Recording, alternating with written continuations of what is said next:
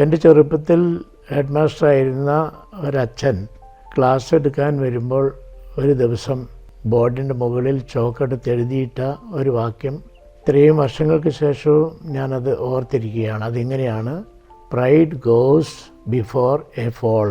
ഏതൊരു വീഴ്ചയുടെയും കാരണം അഹങ്കാരമാണെന്നാണ് സൂചിപ്പിക്കുന്നത്. അത് ഇന്നത്തെ സാഹചര്യത്തിലും നമ്മൾ മനസ്സിലാക്കേണ്ട ഒരു വിഷയമാണ്.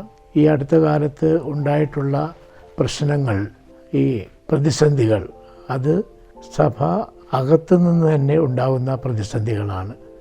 മറ്റുള്ളവരെ, സഭയെ വിമർശിക്കുന്നവരെ നമ്മൾക്ക് കുറ്റം പറയേണ്ട ആവശ്യമില്ല. വാസ്തവത്തിൽ ശത്രു നമ്മുടെ ഉള്ളിൽ തന്നെയാണുള്ളത്.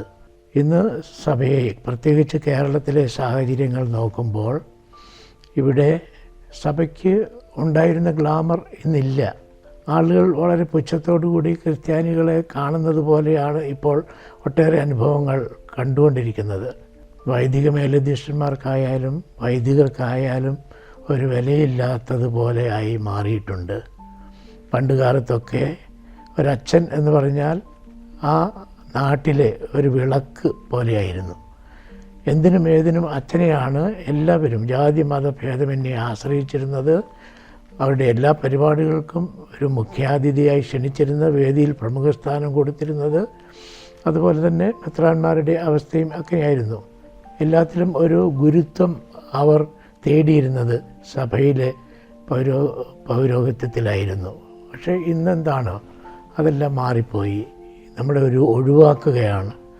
ഏതാണ്ടൊരു മൂലക്കിരുത്തിയ പോലെയാണ് ഇന്ന് കേരളത്തിലെ സാഹചര്യം വെച്ച് നോക്കുമ്പോൾ. എല്ലായിടത്തും അല്ല, കേരളത്തിലെ പ്രത്യേക സാഹചര്യം വെച്ച് നോക്കുമ്പോൾ നമ്മൾ വളരെയധികം ഒറ്റപ്പെടുത്തപ്പെട്ടിരിക്കുകയാണ്. അതിന് കാരണം നമ്മൾ എൻ്റെ പിഴ എന്നാണ് പറയേണ്ടത്. മറ്റുള്ള ആരുടെയും കുഴപ്പം കൊണ്ടല്ലത്.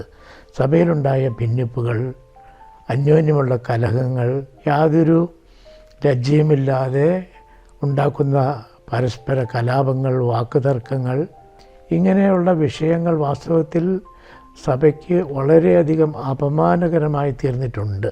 ഇതെല്ലാം പൊതുസമൂഹം വളരെ സെൻസിറ്റീവായിട്ട് ചർച്ച ചെയ്യുന്നുണ്ട് എന്ന് നമ്മൾ മനസ്സിലാക്കുന്നില്ലാത്തതുപോലെയാണ് തോന്നുന്നത്.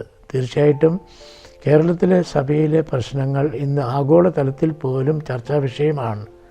അത് എല്ലായിടത്തും എത്തിക്കഴിഞ്ഞു. വളരെ നാണക്കേടായ സാഹചര്യമാണുള്ളത്. അതുകൊണ്ട് തന്നെ നമുക്ക് ഒരു ടേൺ ആവശ്യമാണെന്നാണ് എനിക്ക് തോന്നുന്നത്. നമ്മളൊന്ന് തിരിച്ചു പോകണം, ഒരു മനപരിവർത്തനത്തിന് തയ്യാറാകണം. നമ്മൾ സ്വയം പശ്ചാത്തപിക്കുവാനും തെറ്റ് തിരുത്തുവാനും തയ്യാറാകണം. രാഷ്ട്രീയ പാർട്ടികൾക്കൊക്കെ ഒരു പരാജയം വരുമ്പോൾ അവർ വലിയ ചർച്ചകൾ നടത്തുകയും എല്ലാം തിരുത്തും, മാറ്റങ്ങൾ ഉണ്ടാക്കും എന്നൊക്കെ പറയുകയും അതിനുള്ള നടപടികൾ സ്വീകരിക്കുകയും ചെയ്യുന്നതൊക്കെ നമ്മൾ അടുത്ത കാലത്തും കേട്ടതാണല്ലോ. പക്ഷെ നമുക്ക് മാത്രം അങ്ങനെ ഒരു തിരിച്ചു പോക്ക് ആവശ്യമില്ല എന്നൊരു ധാരണയാണ് ഉള്ളത്. നമ്മളെല്ലാം ശരിയാണ് എന്നുള്ള ധാരണ തന്നെയാണ് എല്ലാ വീഴ്ചകൾക്കും അധപ്പതനത്തിനും കാരണം. അതാണ് പണ്ട് എൻ്റെ ഹെഡ് മാസ്റ്റർ അച്ഛൻ പറഞ്ഞ a pride goes before a fall എന്ന വാക്കിൻ്റെ അർത്ഥം ഇന്നും അന്വർത്ഥമാണ് എന്ന് എനിക്ക് പറയാൻ കാരണം.